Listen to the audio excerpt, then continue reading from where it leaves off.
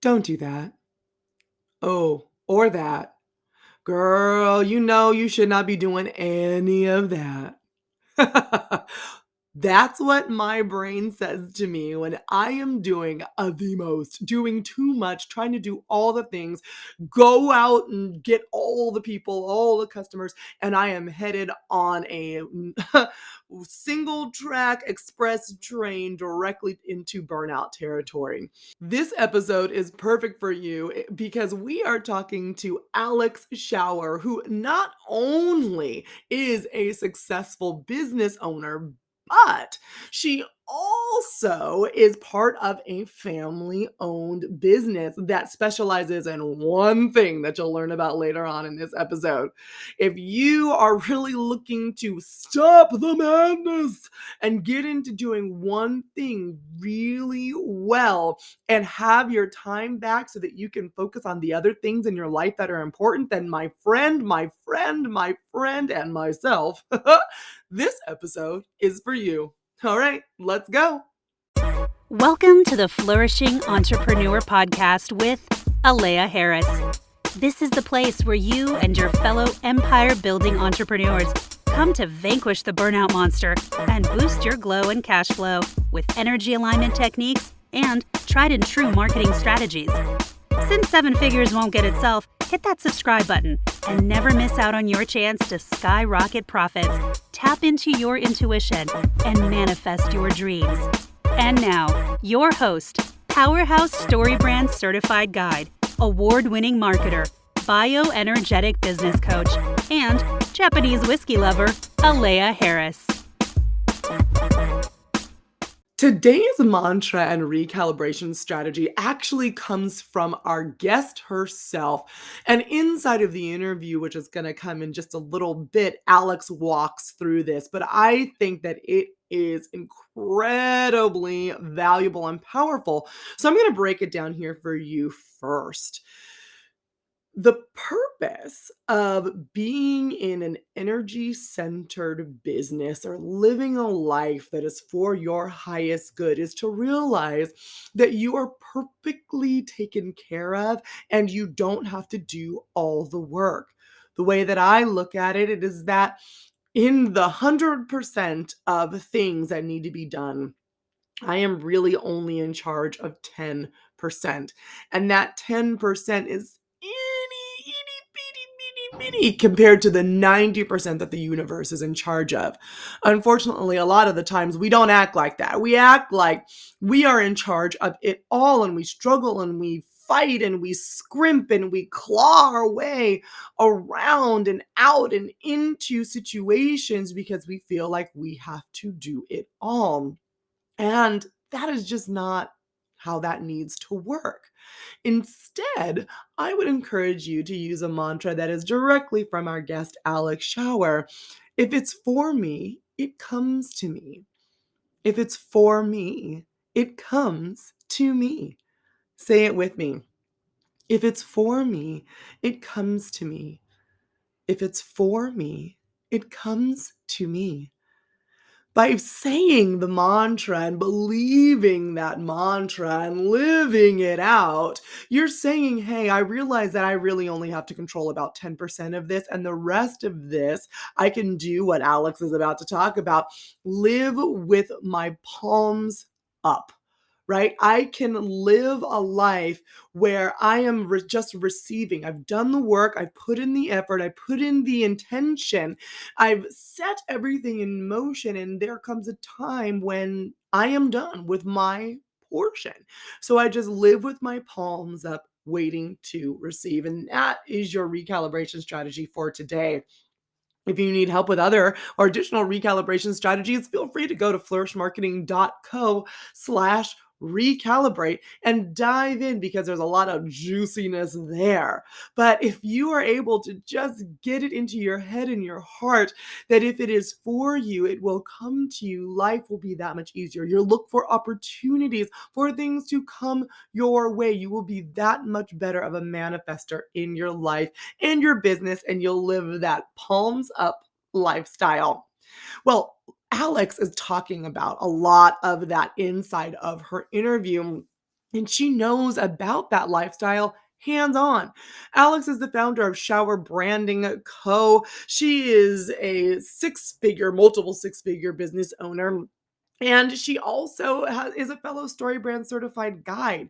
She's been able to get incredible return on investments because she focuses. She does her part. She allows the universe or God, whatever deity you'd like to name, to do their part. Alex is an international messaging consultant for multi-million dollar companies, especially family owned companies, and she's a personal brand strategist for CEOs, executives, and entrepreneurs. Above all, she's my business coach, and I love listening to her advice because it gives me a great sense of peace and it makes me money. So I am totally honored to share Alex with you today so you can get a little bit of that Alex Schauer secret sauce that I have had the blessing of being able to benefit from. Without further ado, let's dive into talking to Alex.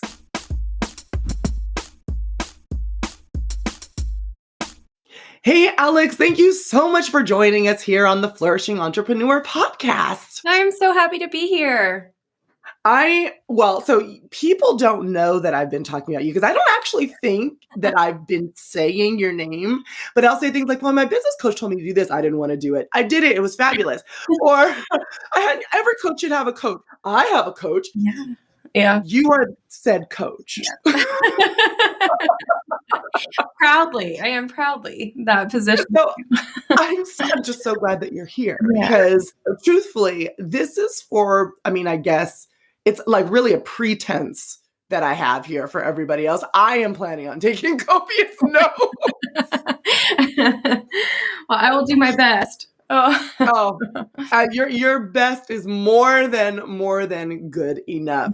So before we dive into some of our main questions here, besides being my business coach, why don't you tell the people out there in the big bad world who you are, what you do, and the problem that you solve? Yeah. So my name is Alex Schauer. And if you're seeing it written, it is pronounced shower, like a rain shower. And I have been in business when I married my husband, I became part of the family business. So that happened almost 11 years ago now. And so started out, and if you have you been in family business before, you know that the minute that you get married, it's like you get a job, there's something for you to do. And so that's what happened in my situation. I got a job at the family business, left the other job that I had when we first got married. And really, they needed a space in marketing. And so it was up to me to fill that space. And I began learning everything that I could and really testing it on our family manufacturing company. And so anyway, that kind of expanded as the growth of the company just exploded, and it's done really, really well over the last 11 years. It did well over the last 25 years, to be honest, but I've been in it for 11 years and it's done really well. And it's been such a joy for me to be able to work with my family members. And so my new family members, they were. I took our family through the StoryBrand framework, and Alea, you and I both are big proponents of the StoryBrand framework, and we increased our revenue 417%. And so it was obviously a massive. Wait, let's pause for a second. I always do that, and then that 417 is important to me, so I always make sure we include that extra 17%. Yeah. So let's just not like blaze on over that. So you learn the StoryBrand framework. You're in this new family business, new to you. New to me, yes. And you're like, I'm going to take you guys through this framework. Y'all have been in business for like 15-ish years already. They had been. Is that about right? You know what? My math is probably wrong. They had already been in business for, I think, 20 years whenever I came along. They've been in business for 20 years. Mm-hmm. Yeah. But they were missing Alex. I'm not sure if they would agree. I'm just kidding. Well, but you came in with the StoryBrand framework and then took this 20-year-old business and what was that percent? 417% increase in revenue using the framework. That's amazing. Yeah, it's massive. And I loved every minute of it. I mean, just absolutely loved it. It's hard work. If you've ever taken your own business through the Story Brand framework, it's kind of like this mental exercise that takes a lot of time and energy. But for us, it was absolutely worth every minute of doing that. And so anyway, we did that. And shortly after, I just thought, I want others to be able to have this type of growth in their business. I want them to be able to increase their revenue. I want them to be able to simplify what they're doing. And so I became a Story Brand certified guide. And during that process, have worked now with over 150 businesses to help them to be able to really, I kind of joke sometimes that my job is to help people focus. And I do think that is part of my job. I listen to all the ideas. I've never experienced that. I don't know what you're talking about. I am super focused. No, that is literally why I came to you. I was like, you seem like you have it together. I do not. Well, and I think that, we had to kind of learn, or I had to learn anyway, the really hard thing. I'm a creative person. I like ideas. I love coming up with ideas. But there's the other part of me that knows that it's focus that's going to make the biggest difference and impact on other people. And so for a company to be able to focus in on their products, focus in on their services, and focus in on their messaging, it's just kind of like that perfect sweet spot for them to be able to succeed. And truthfully, I think that's really the problem that I solve. I see that everywhere. And then I know this is like not in my normal format, but I remember you told me a very similar story. Yeah. And then I was like, it took a couple of times and I was like, wait, so what does your family business do? You say manufacturing, which makes people think that you have all of these things that you do. Yeah. But whenever you're talking about focus, for me, you and your whole family, the queen of focus and your little queendom kingdom over there of focus. Because tell people the thing that you manufacture and have built a 20 plus year business on. Yeah, we manufacture a safety coat hook called Hang Safe Hooks. And so if you're looking it up, Hang Safe Hooks is what it's called. And it is a flat profile coat hook that is primarily in churches and schools. So 90% of our customers are schools, actually.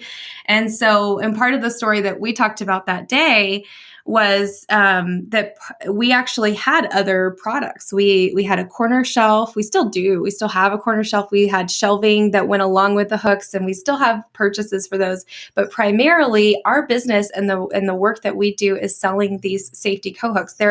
There's nothing else like them on the market in the world, and so we are the solution for many, many schools. And so one of the choices that we made during that season of redesigning our website based on the Story Brand framework is saying we're going to lead with our hero product and say it is our safety coat hook. Because if we went into the other things that we offered, we started diluting the message and it became confusing for people. It was more profitable for us to simplify it down to our hero product and say, this is what we offer the world that's unique. No one else does this. We are the only ones that do. And obviously the results of that were a lot of success. A lot of success. I just want to, so for y'all that did not pick up on this, she's saying hooks, like there's different models. And no, there is one hook. One hook. Yeah. The family sells one hook, y'all. And the whole family works for this company. There's money in the hook. There is. So like if I talk to clients all the time, they're like, oh, but I have all these products. Oh, I got to talk to all these people. Oh, I'm missing out on money if I don't talk to this person, this ideal customer and that ideal customer. And I don't have these 20 different packages. Yeah. One hook. That's one. So it's actually, it's counterintuitive because in our brains we say, well, the more broad I am, the wider net I'll cast and the more people will come. And actually, in reality, it's the very opposite. Yeah, you're right. Alex is a proven point. focus and also a little bit of exclusivity, because you're always like, you should start a wait list, Alea. You make people work for it. You're a commodity. And I was like, so let me get this straight. Not only do you want me to limit the things that I offer, you want me to charge more money for them, and you want me to make people wait for them. And she's like, I want you to do all of those things. Yes, I do. I do. Yeah, absolutely. Yeah, I mean, you've proven that that's a successful way of moving forward. Yeah, it is. And you brought up a really good point, though. It's the one customer. And that's another thing that we did. And I feel like this is a problem that I see a lot of people make. They want to serve the blue ocean. And I just don't think that's actually a possibility for a profitable business. You have to start with one problem that you solve, and it needs to be very clear. And you also need to start with one customer that you solve the problem for. In our situation with Hang Safe Hooks, our primary audience is schools. Yet we weren't even talking to them directly because we didn't want to isolate hospitals or any other building, basically, where children can be found running down the hallways, right? And so we were just like, we have to be open so everyone can be here. No, we serve schools primarily, and we've had a very successful business, and yet we haven't even tapped the market. And so until we've done that, we're not moving into other places. It's a focus for us, and it's worked really well. And so anyone who comes to me and they say, oh no, but it works for everyone and everything, it absolutely could work for everyone. But is it going to help you have great relationships with your clients? Is it going to allow you to have copy that they relate to, that when they're reading it, they're saying, oh my goodness, that's for me. She wrote this for me, or he wrote this for me, whatever it may be. So I say choose the product, the product that you want to offer, and it can just be one, and to make sure that you have the audience that you want to serve. Those two things are going to be the catalyst for growth for your company. It does sound counterintuitive, though. I get it. It does, but clearly it's working. And y'all, Alex has the cutest children in the planet. If you're planning on following Alex by any chance and you hang out in her stories, be prepared for just blonde haired goodness. She has a life, and her calendar looks like goals. It's basically empty. Like, not that she doesn't work and she doesn't run a successful businesses that she's part of, but because of the prioritization, charging what she's worth, being able to focus, she can have that elusive balance that all of us are really searching for. And I'd love to say that balance is, I think balance is an interesting thing. I feel like I've always been looking for it since my son was born, and that was 7 years ago. So I've been looking for this idea of balance. I don't know if balance is possible, but I definitely know that prioritization is possible. And so for me, it does look a little bit different. It means that I have to get up a lot earlier than I did before, because I have these little kids that will wake up at 7 to do the things that I need to do. So if I have a project that needs to get done that day, then that means that my alarm clock might go off at 5 before my kids get up at 7. But it's a priority. It's what I've chosen. I've chosen to be able to do both, to be able to be with my kids when I can be with my kids, but also work really hard for my clients. And if I wasn't specific on who I wanted to serve and how I wanted to serve them, then it would be a lot of chaos. And I learned that early on. It's not like I just walked into it magically. But early on in the business, I took on 70 clients my first year. And I always say, do not do what I did. I was so sleep deprived, and I felt like I was running 90 to nothing, but I didn't want to say no to one person because I knew the success that we had experienced. And it was almost like I just couldn't imagine someone else not having that kind of success. So I had to be there to serve them. And the truth of the matter is, I love all 70 clients that I worked with that first year, but I was very tired, and I had a toddler, and at the time I had a 1-year-old. And so it was just chaos all the time.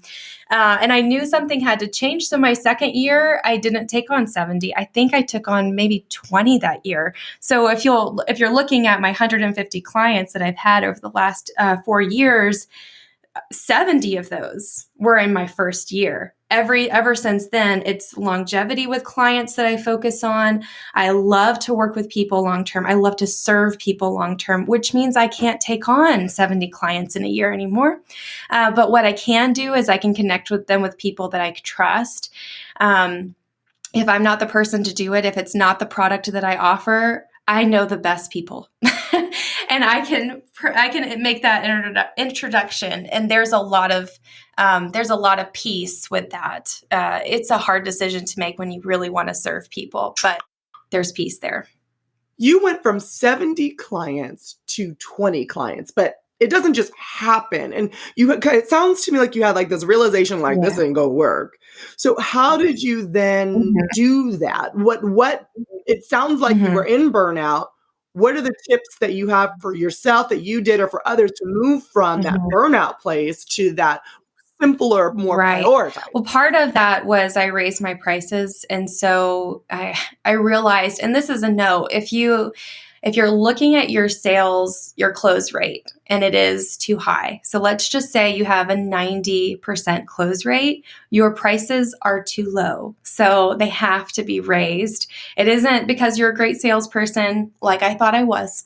It is because your prices are too low. So the first thing that I had to do is I had to raise my prices, which automatically changed the type of person that could afford to work with me, or that I wouldn't say even could afford. It's more like that that understood the value of what we could do together. And so that was the first thing that I did. The second thing that I did is I reached out and I created relationships with people that were in the sweet spot that I was not in. So I stopped doing many of the things that I was doing. And it wasn't a slow process. I mean, it wasn't a fast process. It took months and months and months and months of slowing down, saying yes, and changing the way that my pattern was, yes, we'll make it happen. Absolutely. Whatever you need, we want you to succeed. All of those things are very true, but I want them to succeed and I want to have a long-term relationship with them.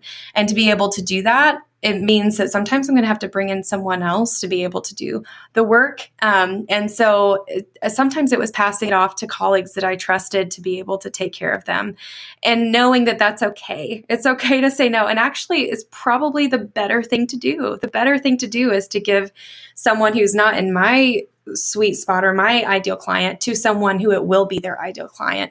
There's a lot of freedom there as well. But those two things made the biggest difference for me to be able to say no in a way that felt good to me. I don't like to say no. Like, I know that sounds like ridiculous, and I should probably be better at that. But if you are a follower of the Enneagram, I am a 1-wing 2. So I'm a people-pleasing perfectionist. And so no is a very hard thing. It's so hard. So when I say yes now, I have really thought about it. I know what I'm doing. It means that there's no one better that could serve in that position for that time for that client. And it's just changed my entire life, honestly. I love it. And it's very inspiring, especially for me and others, that it's like you get into this business. A lot of us get into business and you're like, well, let me just, grind it out and hustle. And two for me, the grind and hustle are like swear words, because that's not how I want to do this thing. Right. I want to build a legacy of abundance and have some peace in my heart and maybe go on some vacations, like the things like I'll go on vacation now, but I feel like I had to like claw my way there. Yeah. Right. And it's to feel like that. Well, but there's been a lot of growth for me, because I would say that I'm a work until you drop kind of girl. Like, that's just who I am. It's always been that way. But my kids have been the ones that have made me focus a little bit more in the best of ways. And so they've given me that direction and that feeling like, how do I do this better? How do I make it so that I can be present with them and run a successful business at the same time and be more than just the work that I want to put in, which truthfully, I love to work. I would probably work 24/7 if given the chance. I would just work until I fell down. And so it's not that my personality gives way for me to have fluidity in my life. Like I said, I get up earlier because of it, but it's the prioritization with my kids of knowing, if I do wake up at 5, then that means that they get 2 more hours with me during the day at some other time. And for me, it's totally worth it. Even though I'm not a morning person, I became a morning person because it meant that I could be available to my kids. But I think that there's moments in your life where you're almost forced to make better decisions. And for me, that's what happened. I realized I've got to have more time with my kids, which means I have to change the way that I'm doing business right now. It's the best thing that ever happened to me. That's awesome. I love that you found something more important. People call their business my business baby. And I'm like, I get it. I'll say that every once in a while, but in the end of the day, it's really not. You have actual children, or you need to find things. Like one of my things that I'm doing right now is trying to find a hobby that I like. I like all kinds of things, but I realize I'm so into my business that I don't have anything pulling me away. I'm also trying to convince my husband that now is the time for a puppy. So wish me luck. Because then you literally, the dog has to go outside. I mean, what are you going to look at the puppy and be like, I don't want to pet you? That's not going to happen, right? Something that literally will pull me away from the computer.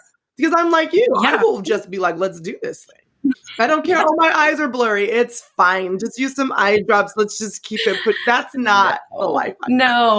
No, it only works for a very short season. And I think that there are sprints that, you do those kinds of things and you do work until your eyes start to blur a little bit. But having the majority of your life balanced where you are taking care of your body, you are taking care of your family, you're eating good meals, not just kind of like scarfing down, something while you're trying to work. Lunch meat and cheese with a handful of spinach. I've never, just, hypothetically for the people that I don't know who would do that. I don't know. But I think what I found is that when my day is prioritized, when there are moments for my kids that are actually on the schedule, when there's time for me to be at the gym or, time for me even to like pull weeds outside, whatever it may be, my work is better. My mind is clear. It is amazing what happens in that moment. So if you're listening to this and you're in that season where you're like, I can't stop. I've just got to keep going. I would say pause for a minute and think how much better your life could be if you did take time to do other things outside of your work. How much could your work improve? I think that's a conversation I had to have with myself and be able to see the fruit of it before I believed it too. So just test it maybe for a couple weeks.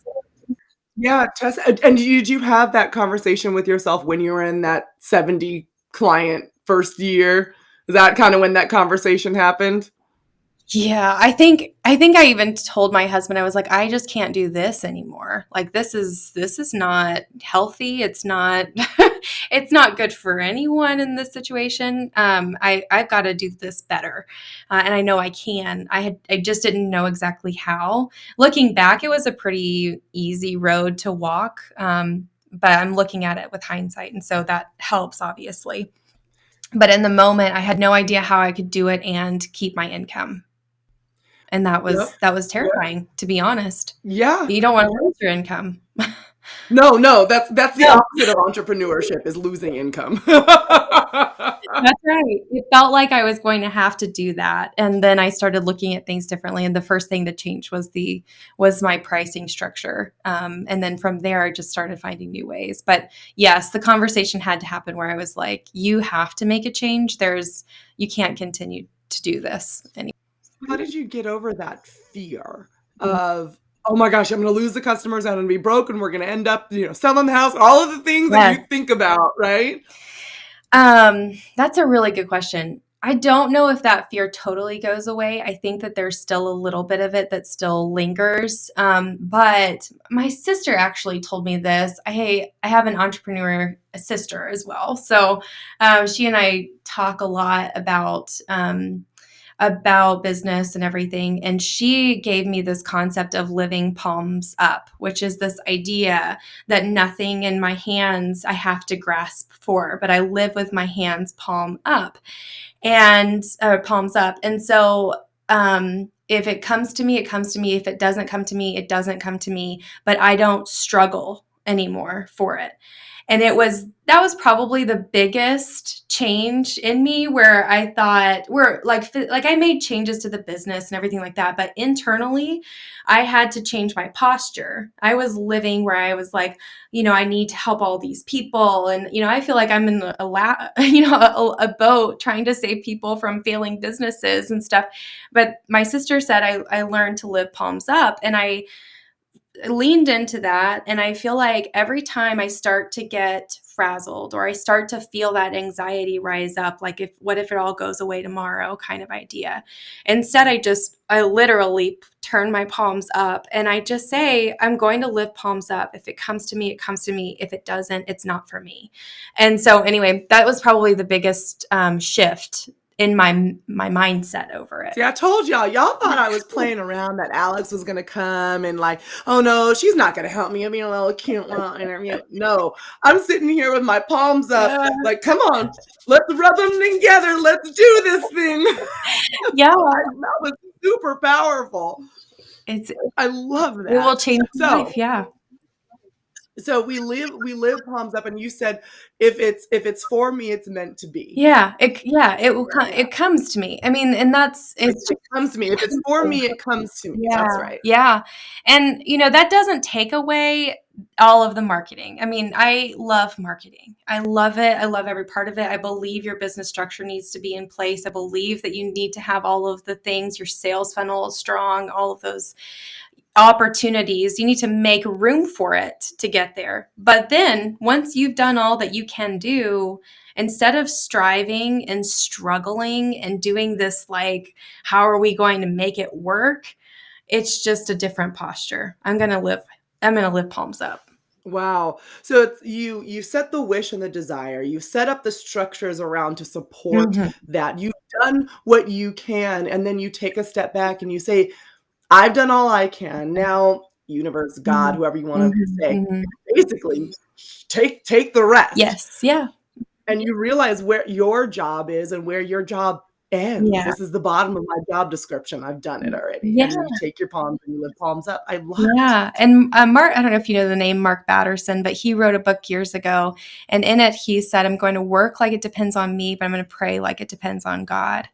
And that's basically where I would live. I'd say I worked how I thought I should. I did everything that I thought I should do. I feel like that I should have done for my business. And then my posture is, it's not in my hands anymore. Yeah, I love that. And I will be putting that book in the show notes for all of you who would like to link to it. Yeah. And I will be adding it to my Kindle as well. Thank you very much. Okay, so we've gotten to the place now in this amazing interview where we have our journal prompt question, and it really goes along with everything that we've been talking about. And the journal prompt question is for you out there, listener, to take back and to really write down in your own private personal journal time, how can you get deeper, get better, get more aligned with yourself. Yeah. So, and then Alex is going to answer it for you first. And then you can use her answers, maybe inspiration to go out in your own journaling. Yeah. So Alex, the journal prompt question is, what is your number one priority for this week, and how will it impact your overall life and business goals? Yeah, that's a great one. So for me, I have been on a journey recently of getting really taking care of my health and being better about what I'm eating and what I'm when I'm working out, those kinds of things. So I have been prioritizing a 6:15 workout, strength workout, and it has been. I thought that it was for my body, right? I thought it was just for my body to be better and to work on my overall health, get stronger. I've got 3 young boys to play with and stuff. And honestly, it has cleared my mind. It gives me the mental capacity to be able to be better, not only as a mom, but better as a business owner, and to be able to serve my clients better. So my priority is my 6:15 workout. It's on my schedule. I get charged if I don't show up, so it's perfect for me. I don't want to. That's the same way I have to work out too. There needs to be a financial loss if I don't show up. Yes, exactly. So that's my priority right now in this season. And I think that there's a point here, Alea, just about even what we're joking about, we get charged if we don't go to our gym. But I think that you have to set the stage, you have to set the environment for you to be able to fully get the priority done that you need to be able to move your business and your life forward. So fight for it, of whatever parameters you have to set up to make sure that you get it done every day, fight for it. So, Alex, with that, I am riled up. I am ready to go and excited about taking your tools, implementing in my life and my business, and seeing how that ripple effect for every listener out there really does have kind of like the connection to your purpose of changing businesses, helping businesses be successful. You're doing it right now. Before we leave, please tell everyone out there how they can find you, follow you, and see beautiful toe-headed boys. Yes. So you can follow me and you will most likely see pictures of my kids. I will every once in a while post about work and those kinds of things. But I'm Alex Schauer on Instagram, and my website is schauerco.com, and that's schauerco.com. I love it. Thank you so much for joining us, Alex. This was amazing. I think that this is one of those episodes that people should rewind, take notes, listen again, because there's a lot of nuggets. And the beautiful thing is that they are simple. Doesn't mean that they're easy, but they are Right. simple. And most of it is truthfully a mindset shift. But I have already started doing your recommendations, and I'm seeing them pay off in ways, either financially, but mostly right now there's a sense of peace in my chest that I haven't had Wow. in a long time. Wow. That's amazing. I love to hear that. Yes. So I encourage Love y'all it. to get your peace in your chest too, and follow Alex's recommendations. Thank you so much, Alex, for joining us today. So happy to be here. Always so good to see you. This episode is brought to you by Strategy by Flourish Marketing. Most entrepreneurs are too close to their business to clearly communicate how they add value and stand out from the competition. Sometimes they even struggle to say what they do and offer. If you're confused, then your potential clients are confused, and confusion is a profit killer. That's why Flourish Marketing uses StoryBrand as the foundation for our products and services. The StoryBrand framework helps companies understand what their customers are looking for and how to position themselves to get those customers to pay attention. If you'd like help creating clear brand messaging for your marketing collateral, head to www.flourishmarketing.co/strategy and schedule a call today. You have only confusion to lose and money to gain. Visit www.flourishmarketing.co/strategy to get started.